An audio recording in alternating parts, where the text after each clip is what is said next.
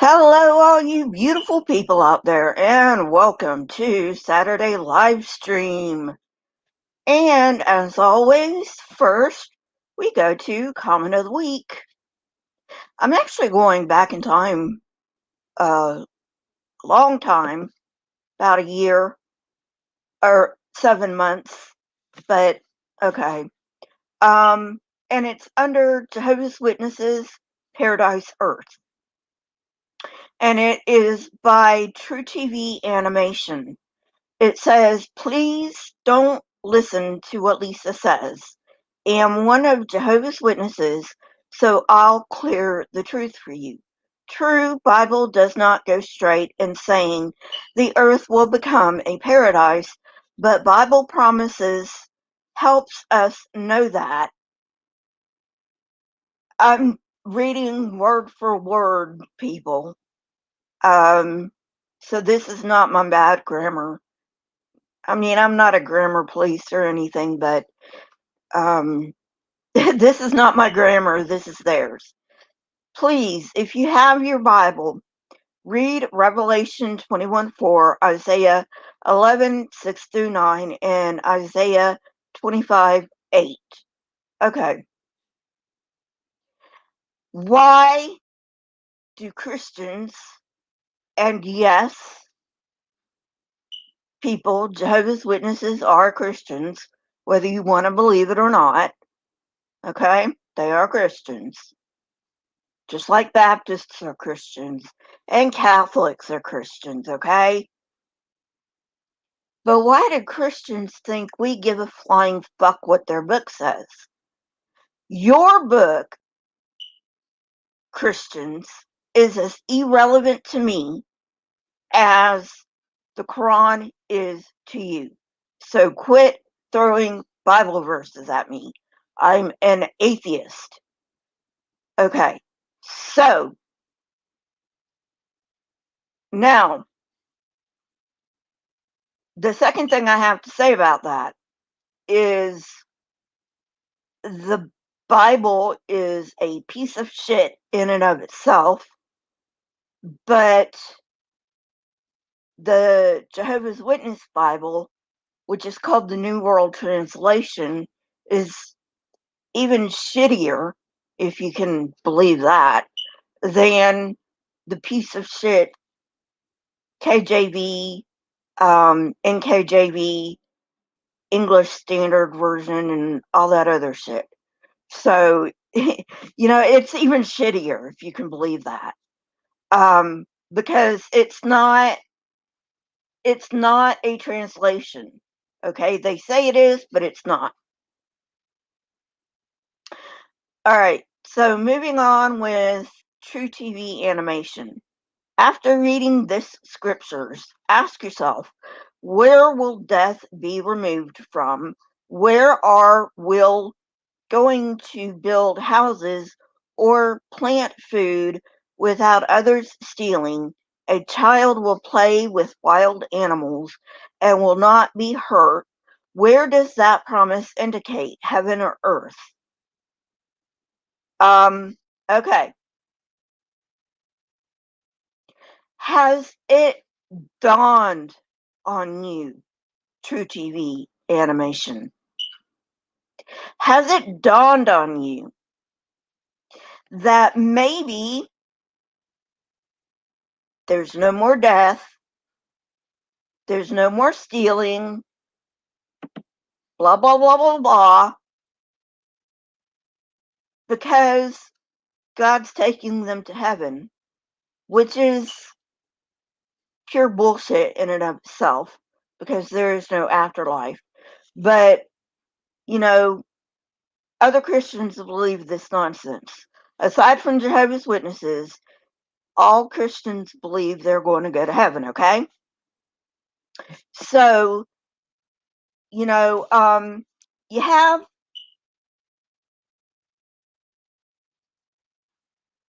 you are brainwashed into thinking, and other Christians are brainwashed into thinking they're going to go to heaven after they died too. So no big deal. I mean, it is a big deal, but um, you are brainwashed, animation, to think that you will live forever on Earth. Well, guess what? That's not true.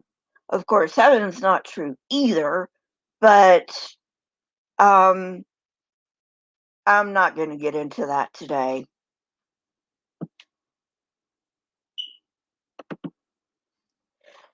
Nevermore, I have no idea what they're smoking. So, wiping every tear from their eye. I mean, come on, you know, plus, plus, plus. The Old Testament really isn't the place to turn to for a Christian afterlife because the Jews don't believe in an afterlife, period.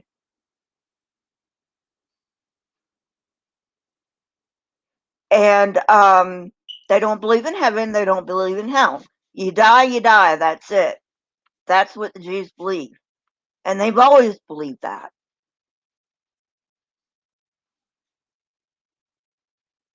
So don't go quoting Old Testament, don't go quoting scripture at us anyway because we don't believe all that bullshit. We are atheists. Like I said, your book is as irrelevant to me as the Quran is to you.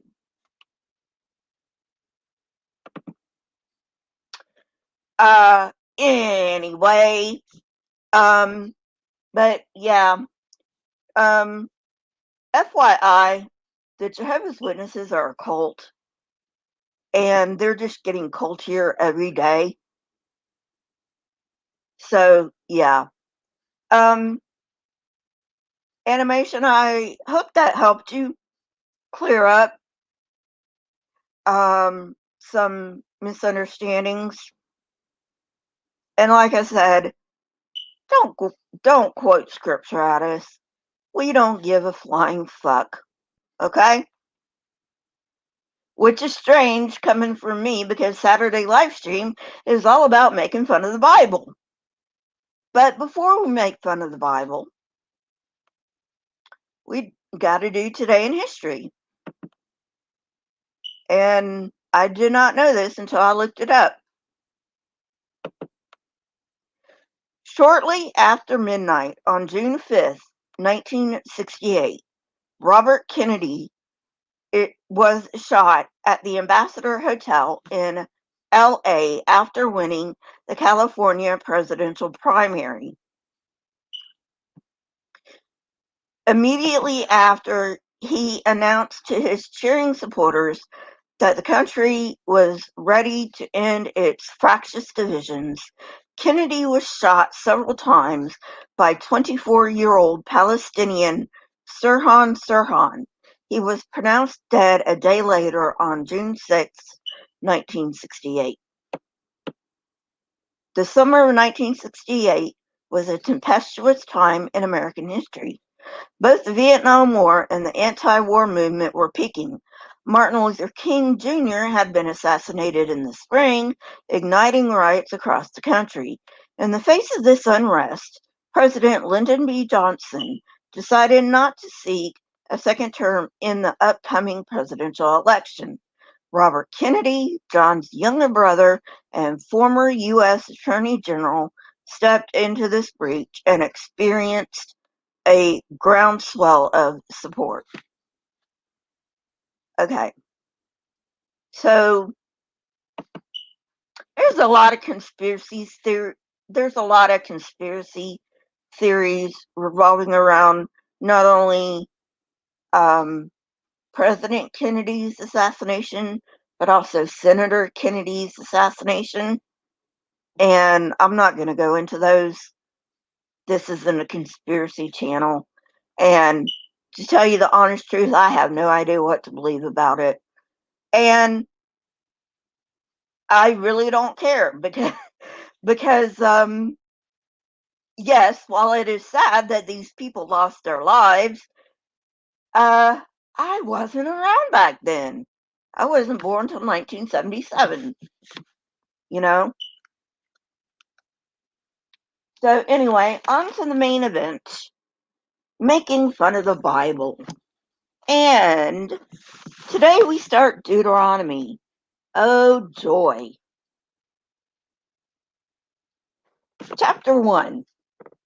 These are the words Moses spoke to all Israel in the wilderness east of the Jordan, that is, in the Arabah opposite Suf, between Paran and Tophel, Laban, Hazeroth, and Dizahab. It takes 11 days to go from Horeb to Kadesh Barnea by the Mount Seir road. Thank you, whoever edited the Bible. We really needed to know that. Verse 3. In the 40th year, on the first day of the 11th month, Moses proclaimed to the Israelites all that the Lord had commanded him concerning them. This was after he had defeated Sihon, king of the Amorites, who reigned in Heshbon, and at Edrei had defeated Og, king of Bashan, who reigned in Ashtaroth. East of the Jordan, in the territory of Moab, Moses began to expound this law, saying, The Lord our God said to us at Horeb, You have stayed long enough at this mountain. Break camp and advance into the hill country of the Amorites. Go to all the neighboring peoples in the Arabah, in the mountains, in the western foothills, in the Negev, and along the coast, to the land of the Canaanites, and to Lebanon, as far as the great river, the Euphrates. See, I have given you this land. Go in and take possession of the land. The Lord swore he would give to your fathers, to Abraham, Isaac, and Jacob, and to their descendants after them. Alrighty. So so we're already into neck deep bullshit here because this never happened.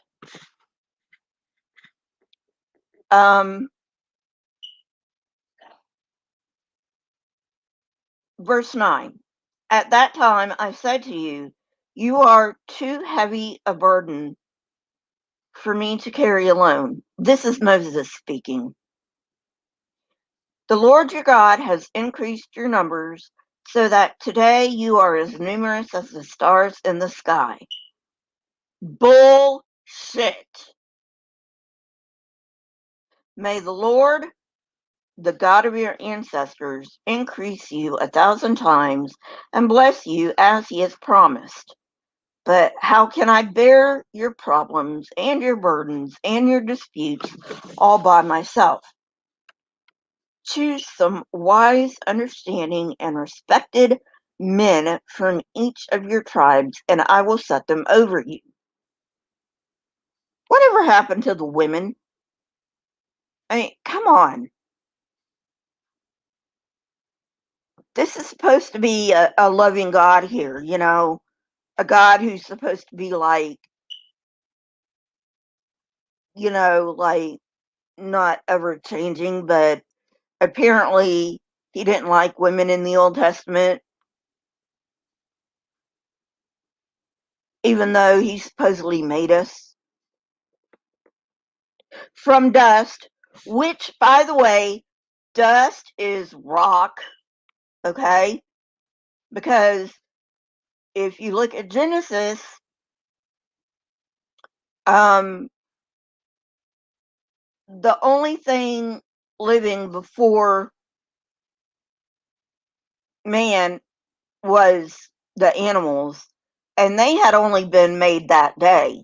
So at that point in time, the only thing dust could have been was rock.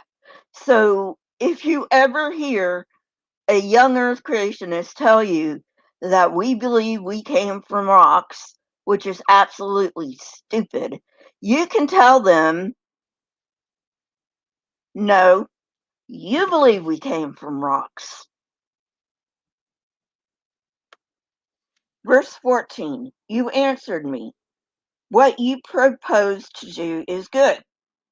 So I took the leading men of your tribes, wise and respected men, and appointed them to have authority over you, as commanders of thousands, of hundreds, of fifties, and of tens, and as tribal officials.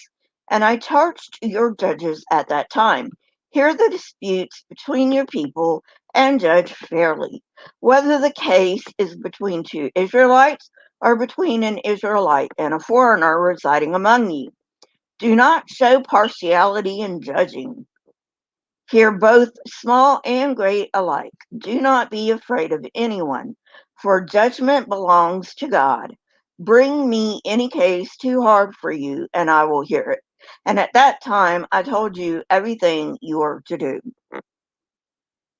Okay, Moses, if judgment belongs to God, why the fuck are you giving judgment over to men? This makes no goddamn sense.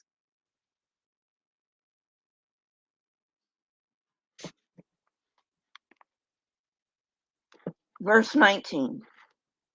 Then, as the Lord commanded us, we sent out from Horeb and toward the hill country of the Amorites through all that vast and dreadful wilderness that you have seen, and so we reached Kadesh Barnea.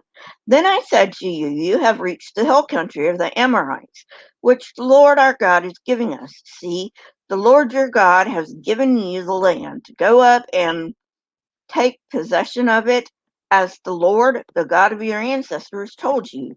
Do not be afraid, do not be discouraged.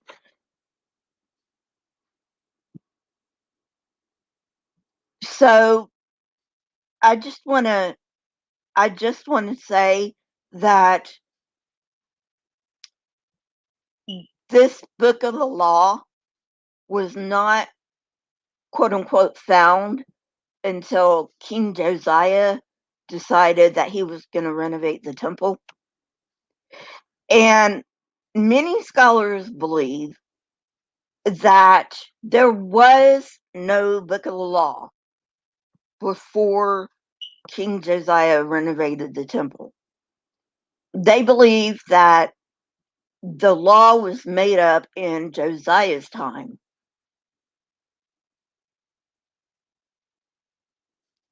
Hey, TB2Me. So,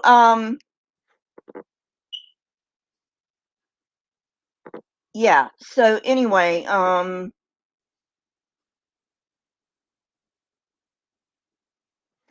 and this would make sense because Josiah's the one that wanted to expand his territory, like everyone did back then. Hi, Lisa.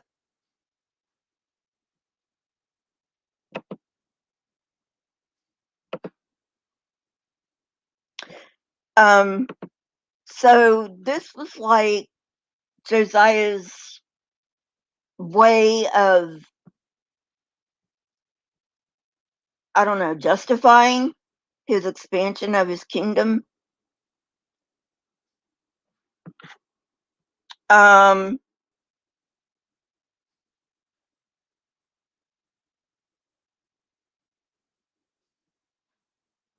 all right, verse 22.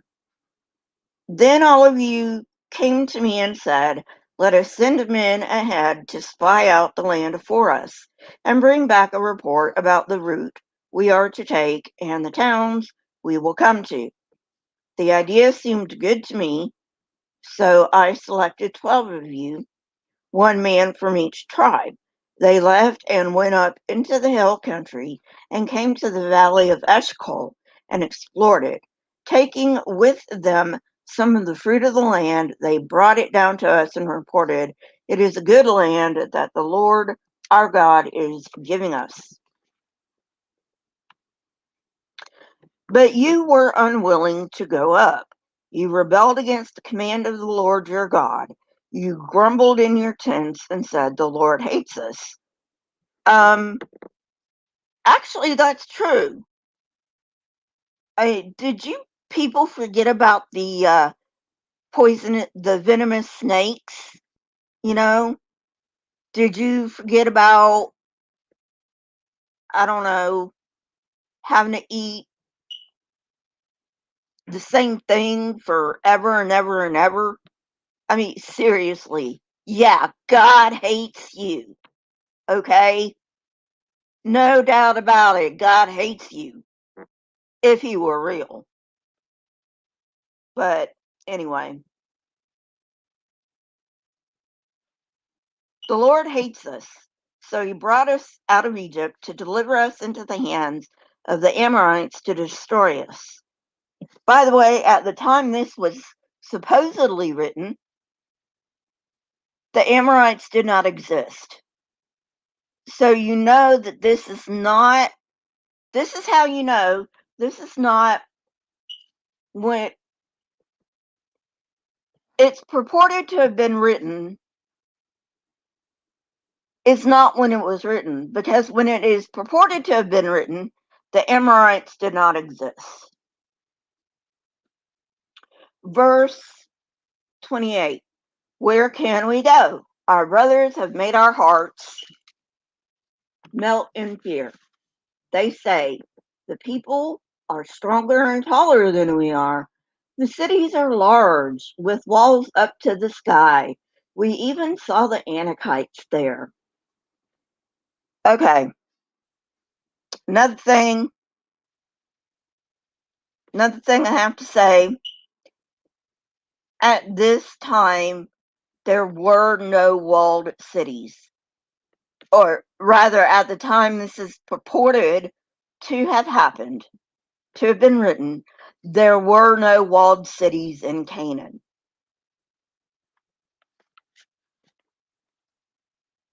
Verse 29. Then I said to you, do not be terrified, do not be afraid of them. The Lord your God, who is going before you, will fight for you, as he did for you in Egypt, before your very eyes and in the wilderness. There you saw how the Lord your God carried you, as a father carries his son, all the way you went until you reached this place.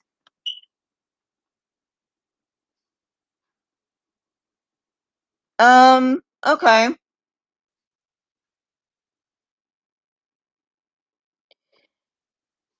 You know, this is an abusive relationship. I mean, even if God was real, I wouldn't worship him because he's a jackass. But, you know, anyway, moving on. In spite of this, you did not trust in the Lord your God, who went ahead of you on your journey in fire by night and in a cloud by day to search out places for you to camp and to show you the way you should go. All right, why? Okay, if God is all knowing and all present, why the fuck does he need to search out places for his chosen people to camp?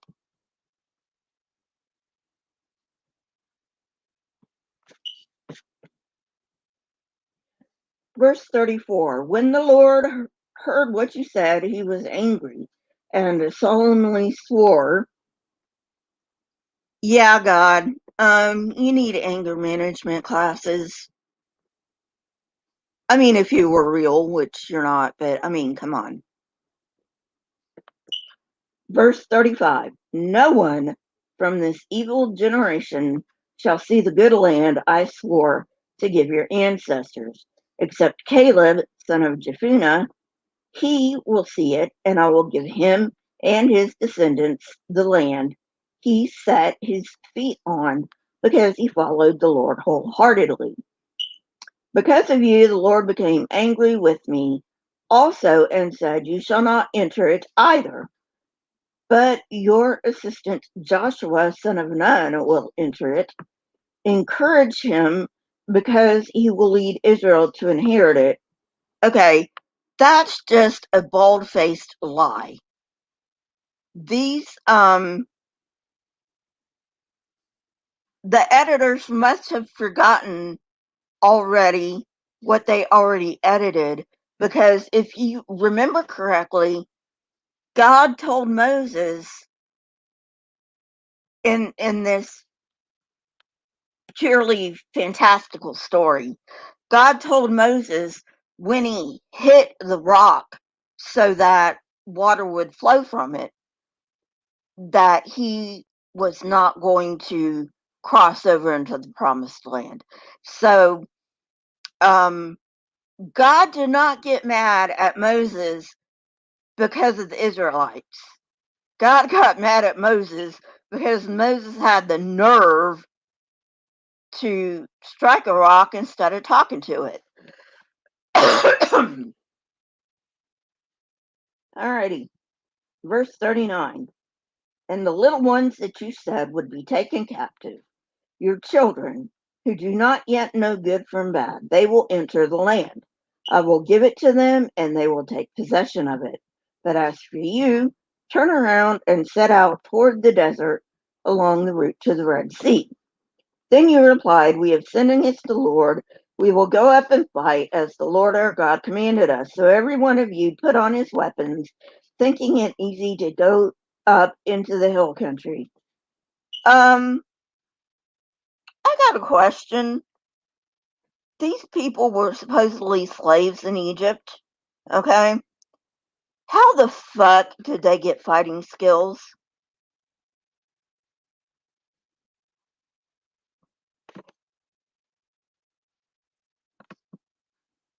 I know, right, Lisa? Because I can guarantee you, if they were slaves, the Egyptians didn't teach them how to fight.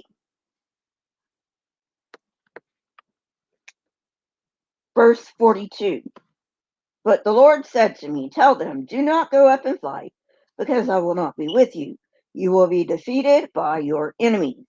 So I told you, but you would not listen. You rebelled against the Lord's command, and in your arrogance you marched up into the hill country. The Amorites who lived in those hills came out against you. They chased you like a swarm of bees and beat you down from Seir all the way to Hormah.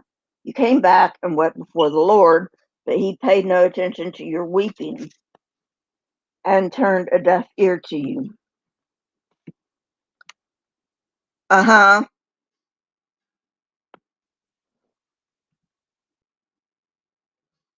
And now I know why Kent Hovind thought it was perfectly appropriate to beat the shit out of his son for being scared of the dentist.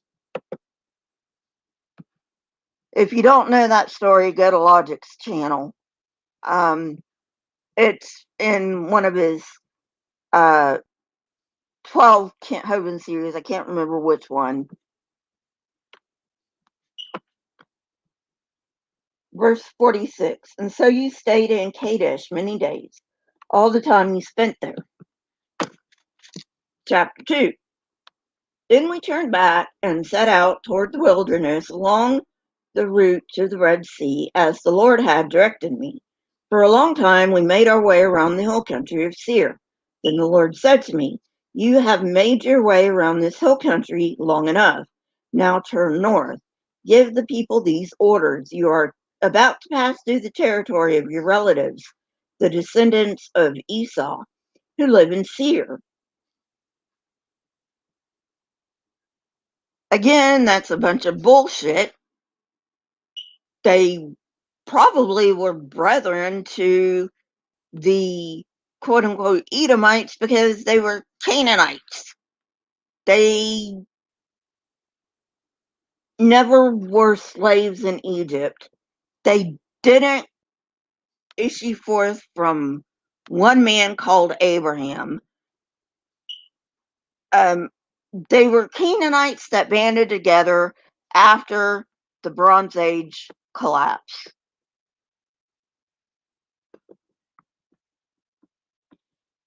They will be afraid of you, but be very careful. Do not provoke them to war, for I will not give you any of their land, not even enough to put your foot on. I have given Esau the hill country of Seir as his own. You are to pay them in silver for the food you eat and the water you drink. The Lord your God has blessed you in all the work of your hands. He has watched over your journey through this vast wilderness. These 40 years, the Lord your God has been with you, and you have not lacked anything. Uh-huh. Sure. Verse 8. So we went on past our relatives, the descendants of Esau, who live in Seir. We turned from the Araba road, which comes up from Elath and Ezion Geber, and traveled along the desert road of Moab. Then the Lord said to me, do not harass the Moabites or provoke them to war, for I will not give you any part of their land. I have given Ar, to the descendants of Lot as a possession. Again, the Moabites didn't exist at the time this book was purported to have been written. Verse 10. The Emites used to live there, a people strong and numerous, and as tall as the Anakites. Like the Anakites, they too were considered Raphaites, but the Moabites called them Emites. Horites used to live in Seir, but the descendants of Esau drove them out. They destroyed the Horites from before them and settled in their place, just as Israel did in the land the Lord God gave them as their possession. Who the fuck cares? I mean, all you're doing is making shit up anyway. So who the fuck cares? Verse 13. And the Lord said, now get up and cross the Zered Valley. So you crossed the valley. 38 years passed from the time we left Kadesh Barnea until we crossed the Zered Valley. By then, that entire generation of fighting men had perished from the camp, as the Lord had sworn to them. The Lord's hand was against them until he had completely eliminated them from the camp. Nice one, God. Yeah, I would say you hate your chosen people too. Okay?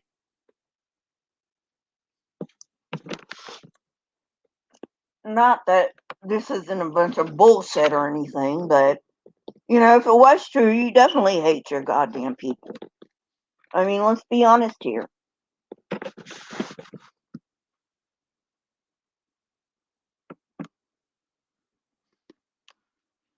Who else would put them all through this? I mean, especially if they're your chosen people. I mean, come on. Verse 15, the Lord's hand was against them until he had completely eliminated them from the camp. Now, when the last of these fighting men among the people had died, the Lord said to me, today you are to pass by the region of Moab at Ar. When you come to the Ammonites, do not harass them.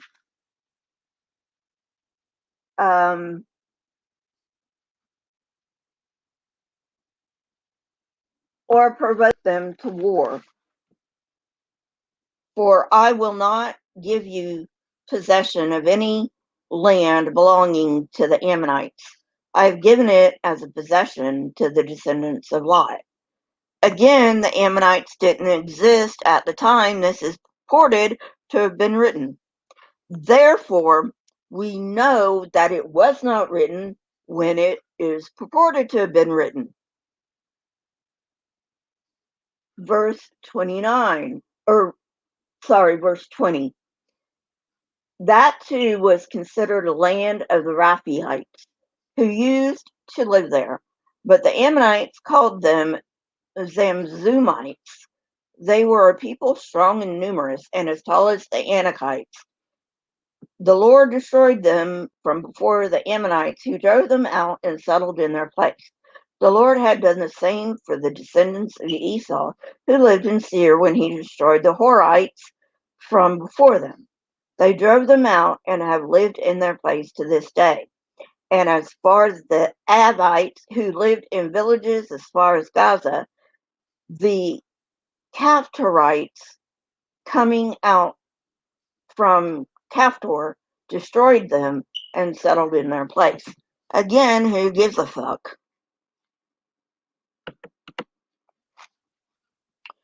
Verse 24. Now set out and cross the Arnon Gorge. See, I have given into your hand Sihon the Amorite, king of Heshbon, and his country. Begin to take possession of it and engage him in battle. Blood for the blood god! This very day I will begin to put the terror and fear of you on all the nations under heaven. They will hear reports of you and will tremble and be in anguish because of you. Yeah, that never happened. From the desert of Kedemoth, I sent messengers to Sihon, king of Heshbon, offering peace and saying, let us pass through your country. We will stay on the main road. We will not turn aside to the right or to the left. Sell us food to eat and water to drink for their price in silver.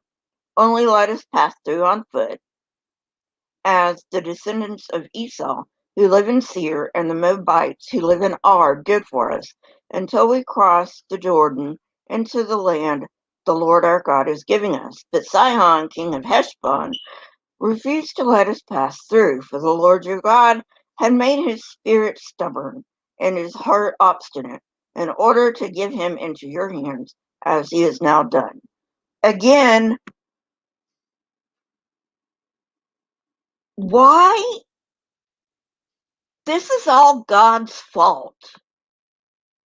This is, I mean, seriously, this is a fucked up book. And if this God did exist, he is a fucked up God. Because he's the one that's doing all this. He said it himself. With Pharaoh. I'm going to harden Pharaoh's heart because I want to show my dick to everybody. And he's saying the same thing again. I'm going to harden the king of Heshbon's heart because I want to show my dick.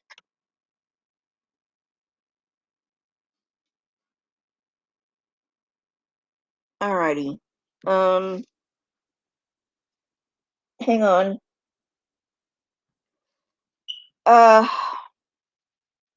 verse 31. The Lord said to me, see, I have begun to deliver Sihon and his country over to you. Now begin to conquer and possess his land. When Sihon and all his army came out to meet us in battle at Jahaz, the Lord our God delivered him over to us, and we struck him down, together with his sons and his whole army. At that time, we took all his towns and completely destroyed them, men, women, and children. We left no survivors. Yeah, because that's a fucking good thing to do. Kill all the kids who haven't done anything.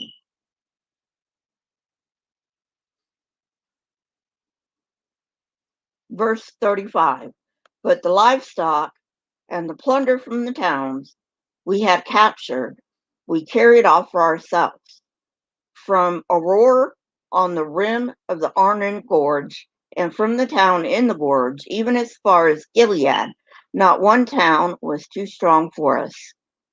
The Lord our God gave us all of them, but in accordance with the command of the Lord our God, you did not encroach on any of the land of the Ammonites, neither the land along the course of the Jabbok, nor that around the towns in the hills. All right.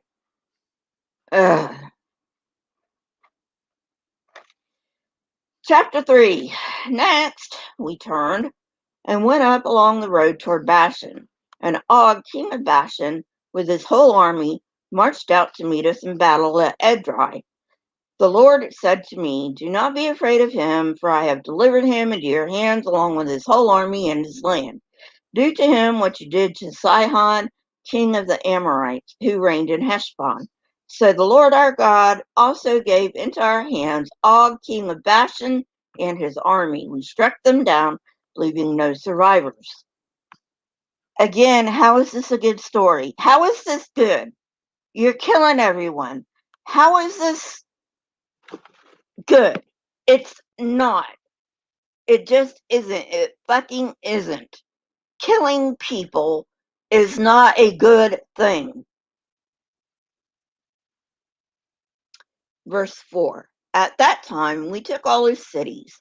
There is not one of the 60 cities that we did not take from them, the whole region of Argob, Og's kingdom in Bashan. All these cities were fortified with high walls and with gates and bars, and there were also a great many unwalled villages. Again, no. At this time there were no walled cities in Canaan. That's bullshit. We completely destroyed them, as we had done with Sihon, king of Heshbon, destroying every city, men and women and children. But all the livestock and the plunder from their cities we carried off from ourselves. Yeah,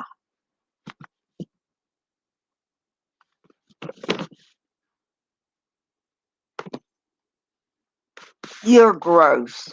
You people are gross. Um, Verse 8. So at that time we took from these two kings of the Amorites the territory east of the Jordan, from the Arnon Gorge as far as Mount Hermon. Hermon is called Syrian by the Sidonians. The Amorites call it Sinir. Who gives a fuck?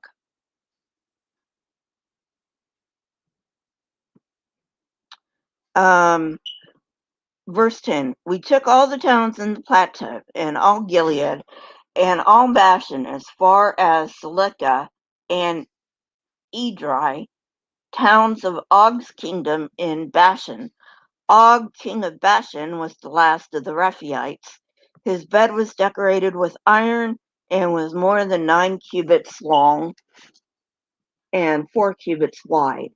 It is still in Rabbah of the Ammonites.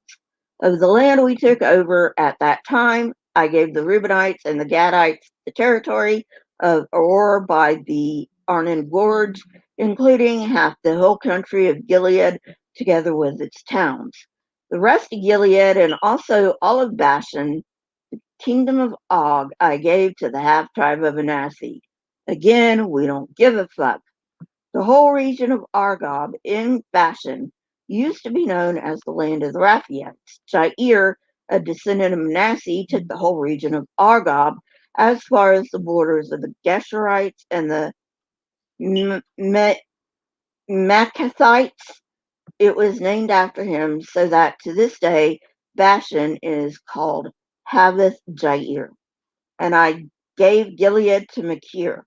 But to the Reubenites and Gadites I gave the territory extending from Gilead down to Arnon Gorge, the middle of the gorge being the border, and out to the Jabbok River, which is the border of the Ammonites.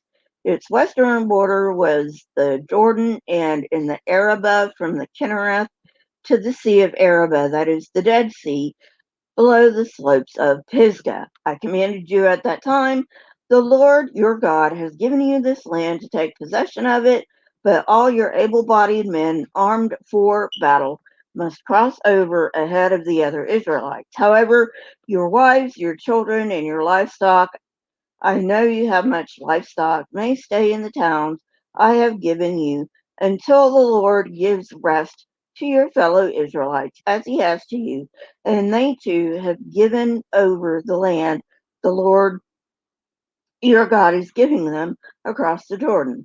After that, each of you may go back to the possession I have given you. Why the fuck does God give a flying fuck about livestock? Uh, really, seriously.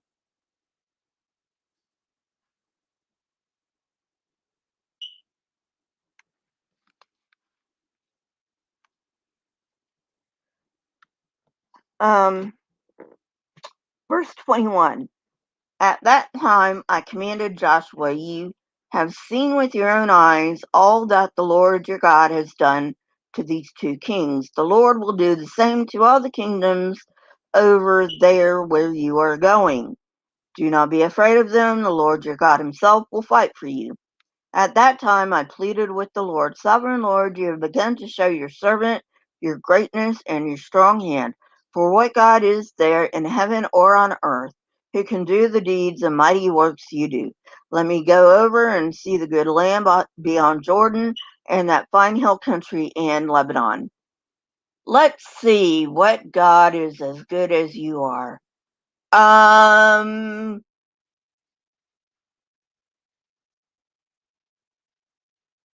I would say Zeus. Zeus is a better god than this shit.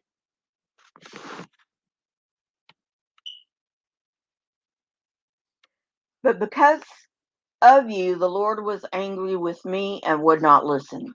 That is enough, the Lord said. Do not speak to me any more about this matter.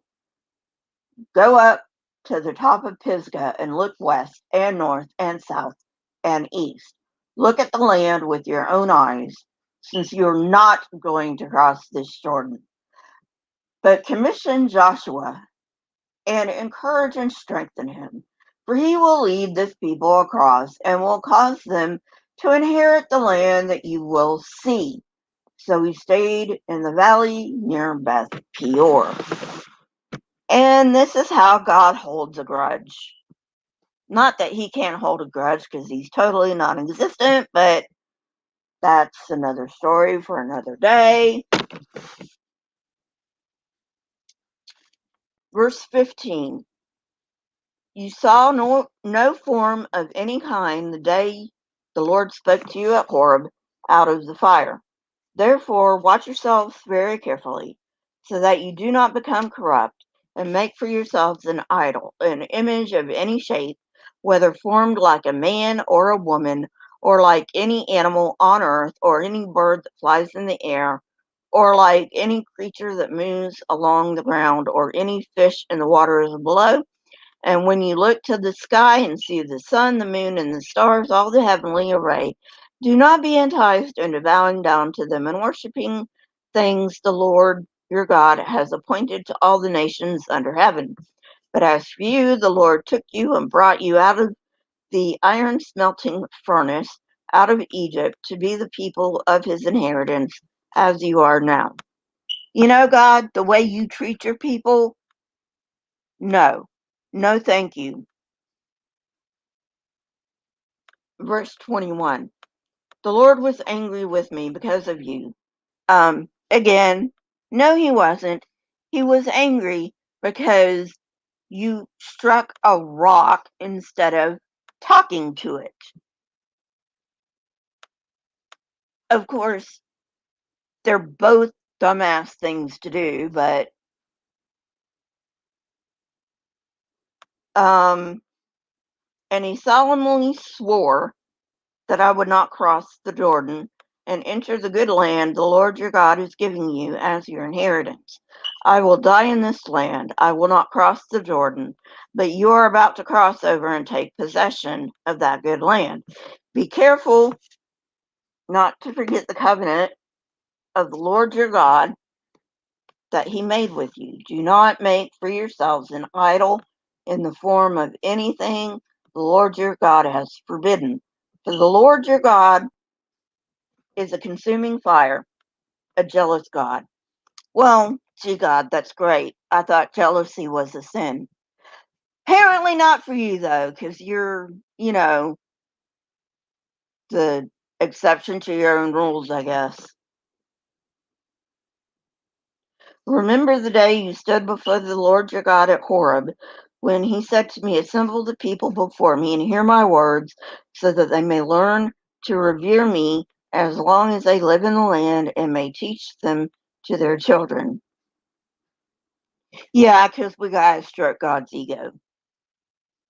You came near and stood at the foot of the mountain, and it blazed with fire to the very heavens, with black clouds and deep darkness. Actually, that sounds like a volcano to me. Then the Lord spoke to you out of the fire. You heard the sound of words, but saw no form. There was only a voice. He declared to you his covenant, the 10 Commandments, which he commanded you to follow, and then wrote them on 2 stone tablets.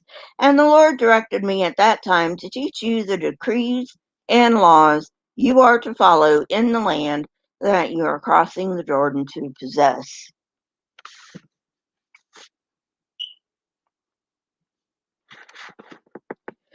You saw no form of any kind.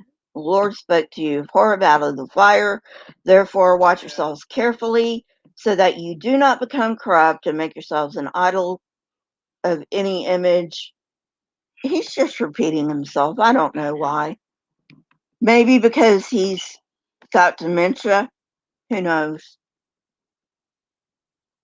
So that you do not become corrupt and make for yourselves an idol of an image of any shape, man or woman, like any animal on earth, a bird of the air, or like any creature that moves along the ground, or the fish in the waters. And when you look at the sky to see the sun and moon and stars, all the heavenly array, do not be enticed to worshiping things the Lord your God has appointed to all the nations under heaven. But as for you, the Lord took you, brought you out of the iron smelting furnace, out of the land of Egypt, blah, blah, blah. 23, be careful not to forget the covenant of the Lord your God that he made with you. Do not make for yourselves an idol in the form of anything the Lord your God is forbidden, for the Lord your God is a consuming fire, a jealous God. After you have had children and grandchildren and have lived in the land a long time, if you then become corrupt and make any kind of idol, doing evil in the eyes of the Lord your God, and arousing his anger, I call the heavens and the earth as witnesses against you this day, that you will quickly perish from the land that you are crossing the Jordan to possess. You will not live there long, but will certainly be destroyed. The Lord will scatter you among the peoples, and only a few of you will survive among the nations to which the Lord will drive you. There you will worship man-made gods of wood and stone, which cannot see or hear or eat or smell. But if from there you seek the Lord your God, you will find him if you seek him with your whole heart and with all your soul. When you are in distress and all these things have happened to you, then in later days you will return to the Lord your God and obey him. For the Lord your God is a merciful God. He will not abandon or destroy you or forget the covenant with your ancestors, which he confirmed to them by oath. No thanks, God. No thanks. I think I'm okay being an atheist, you know, because you send goddamn venomous snakes among your chosen people. I don't want to be one of your chosen people. Thank you very much.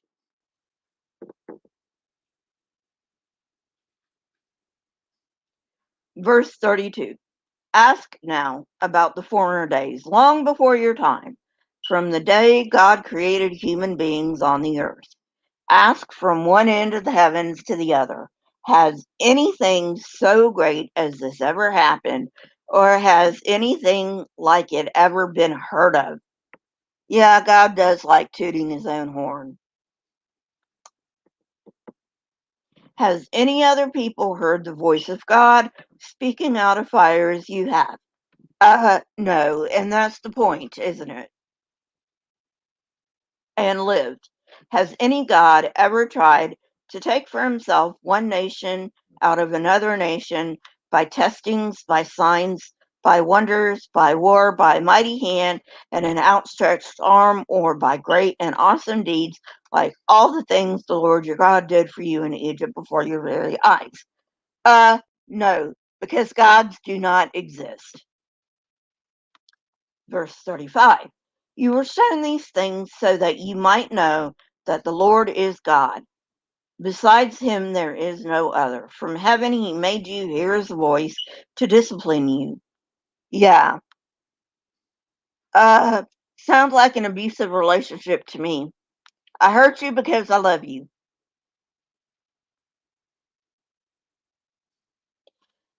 Um, Verse 37. Because he loved your ancestors. If that is your love, God, I would hate to see your hate.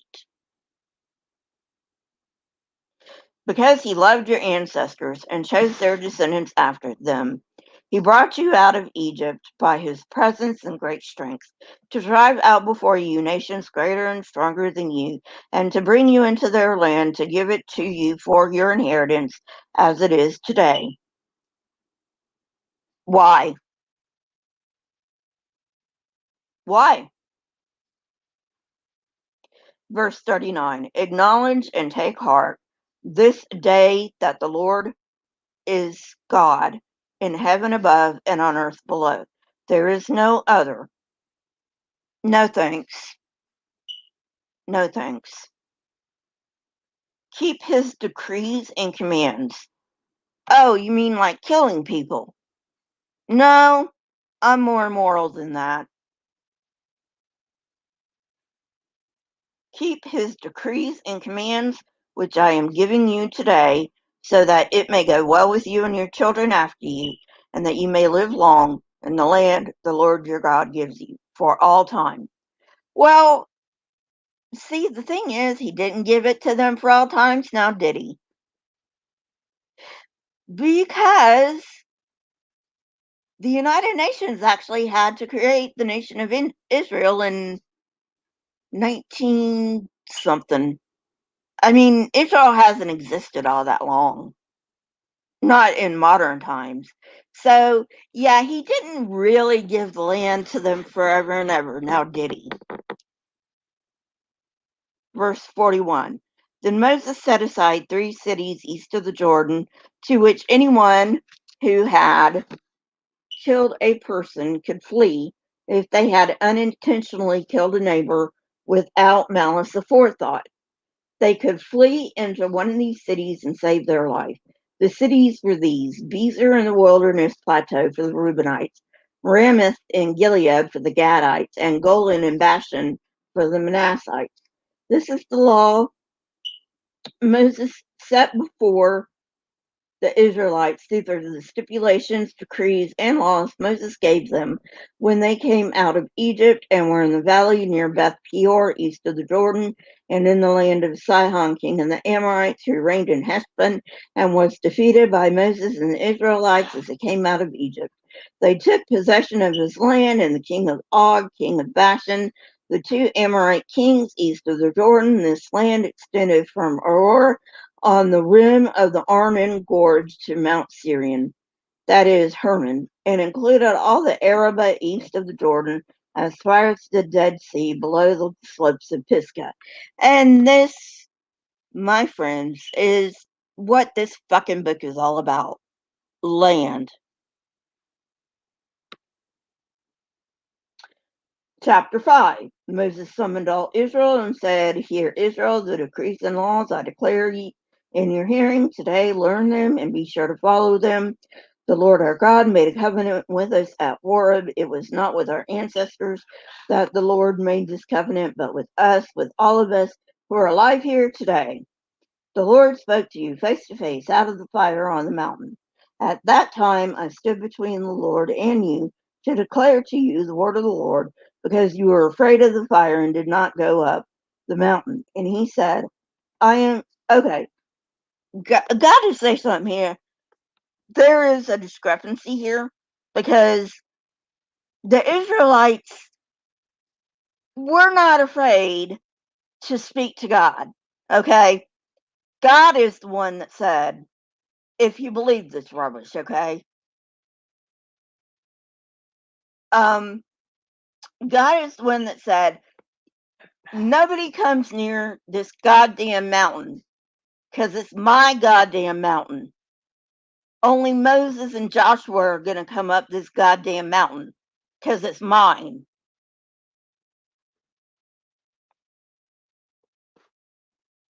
Verse 6, I am the Lord your God who brought you up out of Egypt, out of the land of slavery. Boy, you sure like to brag, don't you? You shall have no other gods before me. You shall not make yourself an image in the form of anything in heaven above, or on earth beneath, or in the waters below. You shall not bow down to them or worship them. For I, the Lord your God, am a jealous God, punishing the children for the sin of the parents to the third and fourth generation of those who hate me, but showing love to 1,000 generations of those who love me and keep my commandments. Bullshit. You shall not misuse the name of the Lord your God, for the Lord will not hold anyone guiltless who misuses his name. And this, my friends, this is why you will see capital L, capital O, capital R, capital D in the Old Testament and not Yahweh. Verse 12. Observe the Sabbath day by keeping it holy as the Lord your God has commanded. 6 days you labor and do all your work, but the seventh is the Sabbath to the Lord your God. On it you shall not do any work, neither you nor your son nor your daughter nor your male or female servant, nor your ox, your donkey, or any of your animals, nor any foreigners residing in your town, so that your male and female servants may rest as you do. Remember that you were slaves in Egypt. No, they weren't. And that the Lord your God brought you up out with a mighty hand and an outstretched arm. Therefore, the Lord your God has commanded you to observe the Sabbath day. Honor your father and mother, as the Lord God has commanded you, so that you may live long, and that it may go well with you in the land the Lord your God is giving you. You shall not murder. You shall not commit adultery. You shall not steal. You shall not give false testimony against your neighbor. You shall not cover your neighbor's wife. You shall not set your desire upon your neighbor's house, or his land, or his male or female servant, or his ox or donkey, or anything that belongs to your neighbor. Thought crime, anyone?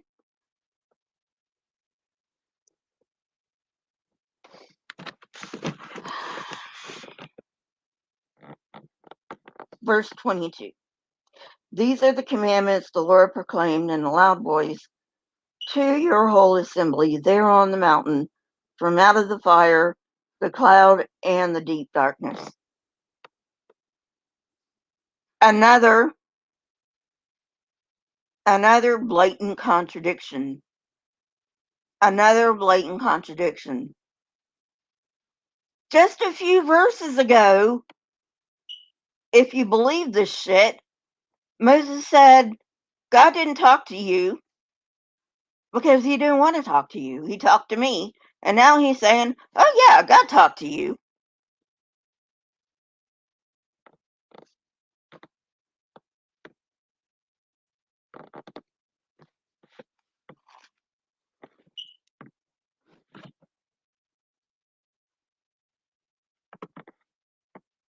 Things Christians forget about for 500, Alex.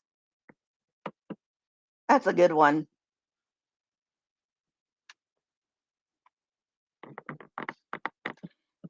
Verse 24, and you said, the Lord our God has shown us his glory and his majesty, and we have heard his voice from the fire. Again, according to your own book, you didn't. Today we have seen that a person can live even if God speaks with them. Yeah. Whatever happened to that verse in the Bible? I can't remember where it is right now. I'm sure I'll get to it because I'm going to cover the whole goddamn thing. But, yeah, there's a verse in the Bible that says, no one shall see my face and live. Oh, yeah. That was like in the last book, wasn't it? Leviticus? where God said, well, okay, Moses, you can't see my face because you can't see my face and live, but I'm going to moon you. How's that? Verse 25, but now why should we die? This great fire will consume us, and we will die if we hear the voice of the Lord our God any longer. For what mortal has ever heard the voice of the living God speaking out of fire as we have and survived? Do these people have ADHD or something? Like the editors of this shit?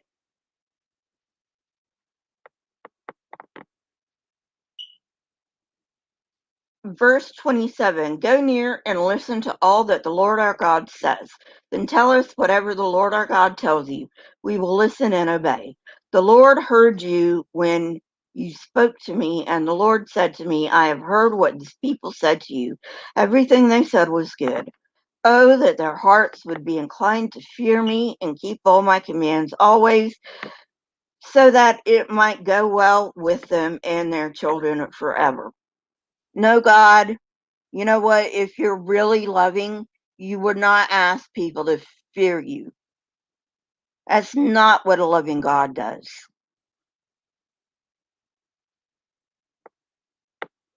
Verse 30, go tell them to return to their tents, but you will stay here with me, so that I may give you all the commands, decrees, and laws, for you are to teach them to follow in the land I am giving them to possess. Oh, great. So basically, we only have Moses' word for it. Great. Verse 32. So be careful to do what the Lord your God has commanded you. Do not turn aside to the right or the left. Walk in obedience to all that the Lord your God has commanded you, so that you may live and prosper and prolong your days in the land that you will possess. Obey me or I will kill you. Basically, what he's saying, obey me or die. No thanks, God. No thanks. These are the chapter 6.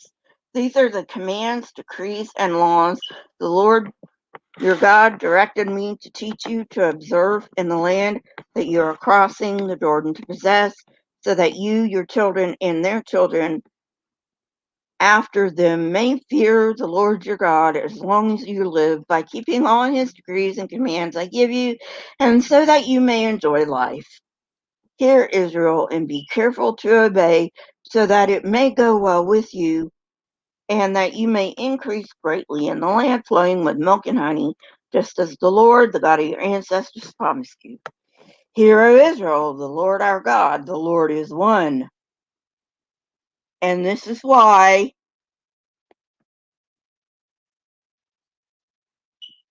you should not believe in the Trinity.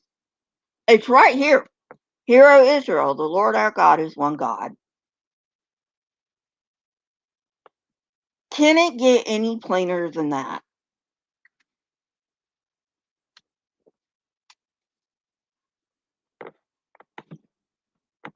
Verse 5, love the Lord your God with all your heart and with all your soul and with all your strength. No, I don't think so. I don't think so, because it's a one-way street. Verse 6, these commandments that I give you today are to be on your hearts. Impress them on your children. Talk about them when you sit at home and when you walk along the road and when you lie down and when you get up. Tie them as symbols to your hands and bind them on your foreheads. By the way, this is where the Jewish men get their I think it's called a phylactery, but I'm not sure. Somebody leave it in the comments. They've got this little plastic thing on top of their heads that has a little scroll in it,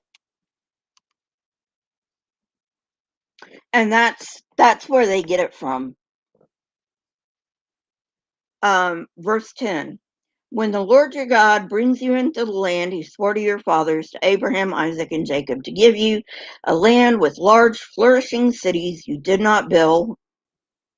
Okay, that's a bunch of bullshit, because Israel did not rise until after the collapse of Bronze Age Canaan.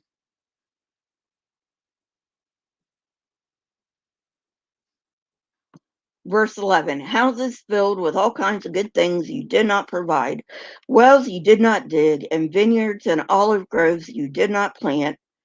Then when you eat and are satisfied, be careful that you do not forget the Lord who brought you up out of Egypt, out of the land of slavery. Whatever happened to not stealing?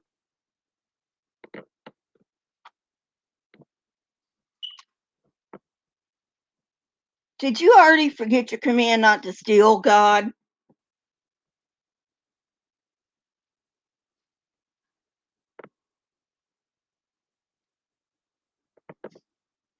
The Lord our God has shown us his glory and his majesty, and we have heard his voice from the fire. See, ADHD. That's the only thing I can think of. It goes back and forth, back and forth, back and forth. Yeah, you talked to the whole congregation. No, you didn't talk to the whole congregation. You only talked to Moses and Joshua.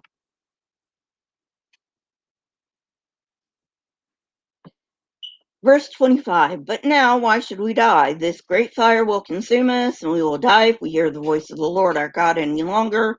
What mortal has ever heard the voice of the living God speaking out of fire? Or, wait a minute, I'm sorry. I'm back in chapter 5. I'm sorry. So, chapter 6, verse 13. Fear the Lord your God. If you're a loving God, why should we fear you?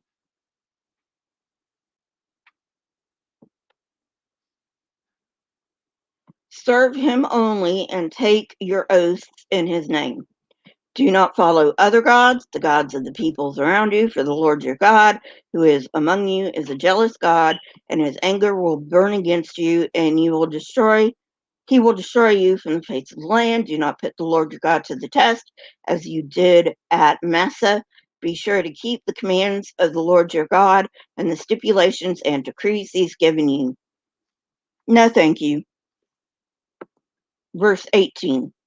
Do what is right and good in the Lord's sight, so that it may go well with you, and you may go in and take over the good land the Lord God promised on oath to your ancestors, thrusting out all your enemies before you, as the Lord said. In the future, when your sons ask you, what is the meaning of the stipulations, decrees, and laws the Lord our God has commanded you?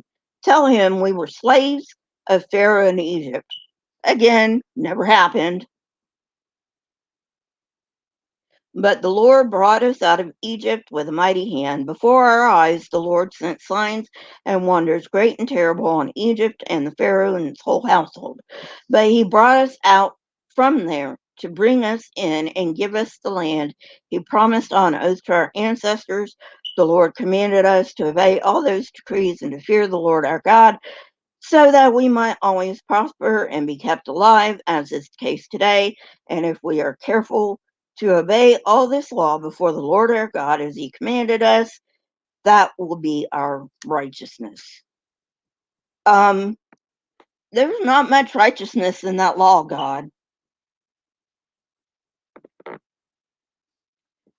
Chapter 7. Thank God.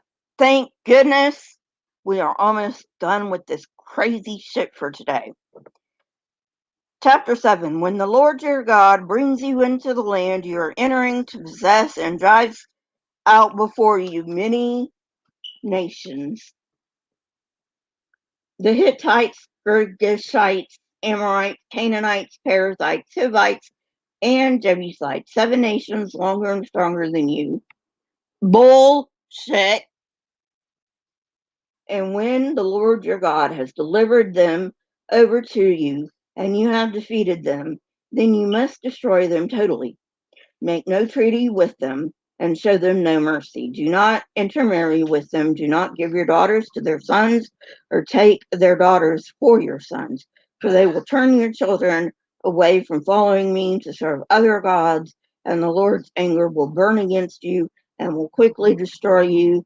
This is what you are to do to them: break down their altars, smash their sacred stones, cut down their Asherah poles, and burn their idols in the fire. Which is actually an interesting thing, because Yahweh got melded with El. Now we don't know for sure, but we think Yahweh was imported from Midian. And El is the head of the Canaanite pantheon. And so El and Yahweh got meshed together. And Asherah is El's wife. And because El and Yahweh got mashed together, so Asherah is now God's wife. So God's basically saying, yeah, you can kick my wife in the rear end.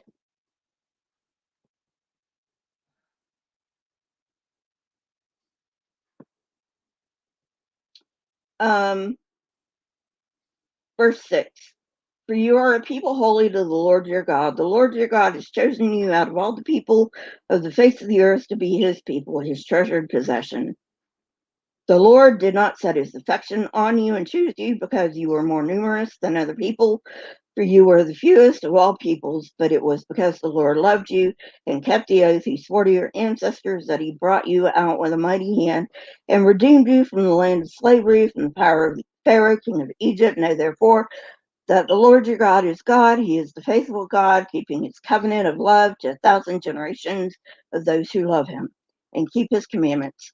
But those who hate him, he will repay to their face by destruction. He will not be slow to repay them to their face, those that hate him. I thought I got some Benadryl. Hang on.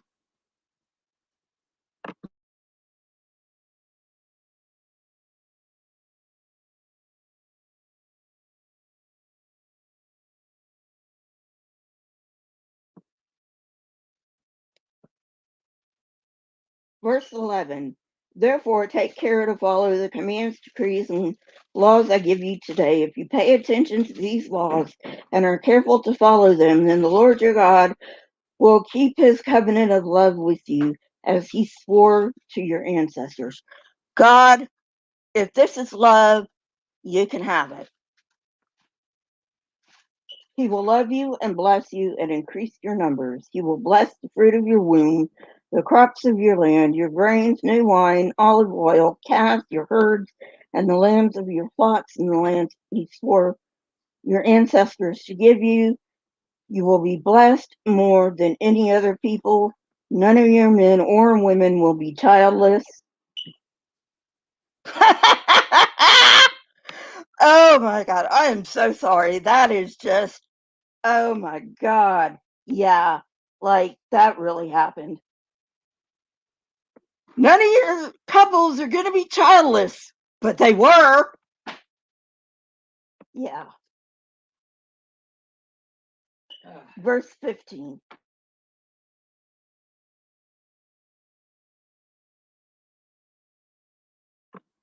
Sorry. Um,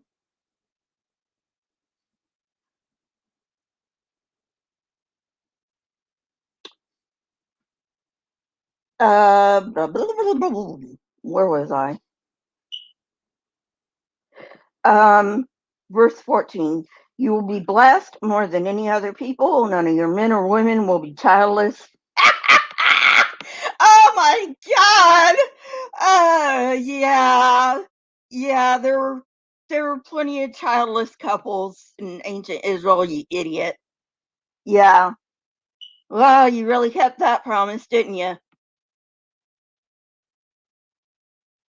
You will be blessed more than any other people. None of your men or women will be childless, nor will any of your livestock be without young. Yeah, that really happened too. The Lord will give you the Lord will keep you free from every disease. He will not inflict on you the horrible diseases you knew in Egypt, but he will inflict them on all those who hate you. Uh-huh. Yeah. This lasted all of what? 2 days?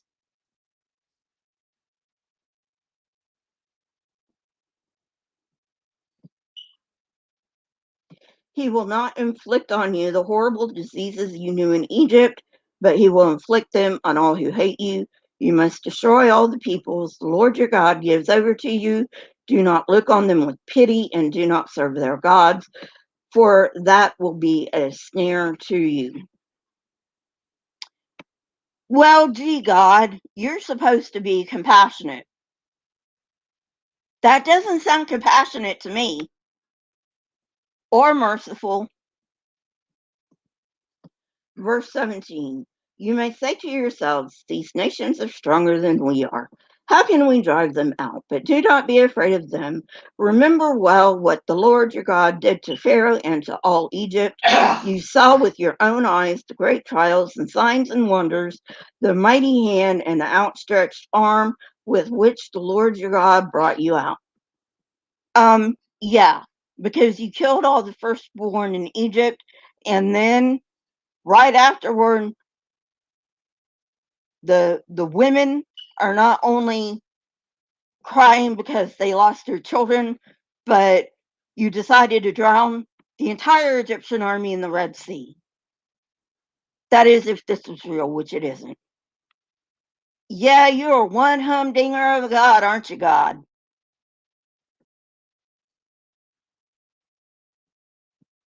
The Lord your God will do the same to all the peoples you now fear. Moreover, the Lord your God will send the hornet among them until even the survivors who hide from you have perished. Do not be terrified by them, for the Lord your God, who is among you, is a great and awesome God. Wow. Pat yourself on the back much, God? The Lord your God will drive out those nations before you little by little.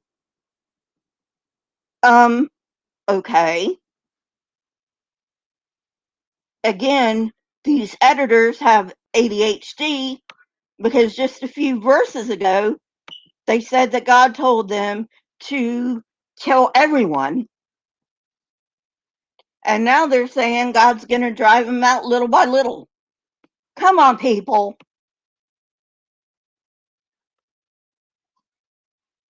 Keep your story straight, please.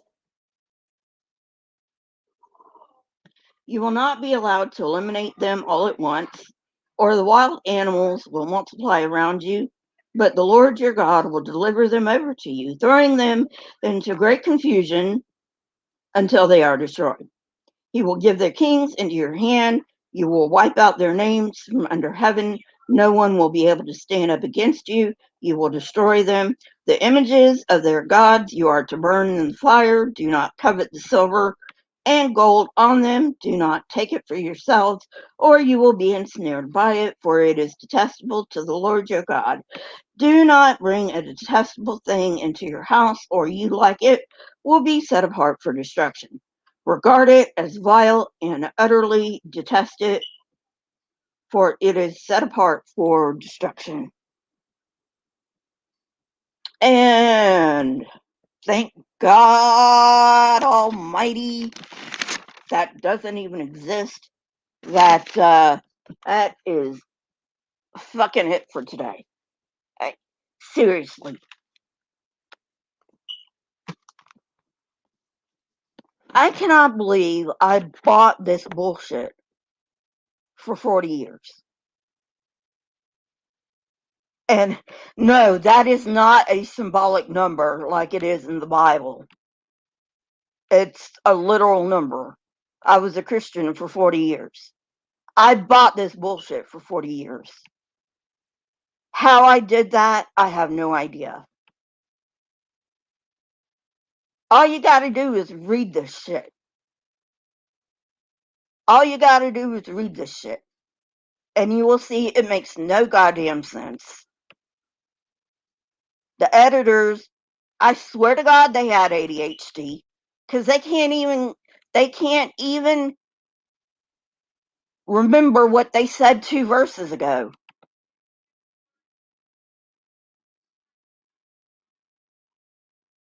And we have God who wants his dick stroked all the time. No, thank you, God. You know what? I'm happy being an atheist. You know, even if this God did exist, I still would not worship him. I still would not worship him. You know why? Because he's a fucking psychopath. That's why. He's a fucking psychopath.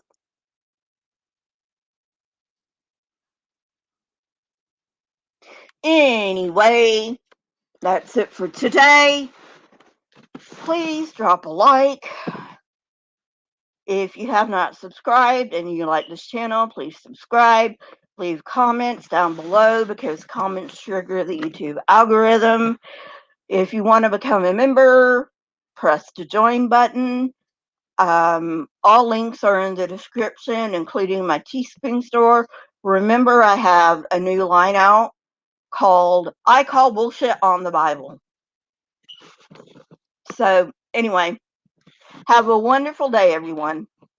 And I will see you tomorrow for Atheist Church. Gotta love it. Alrighty, guys. Bye.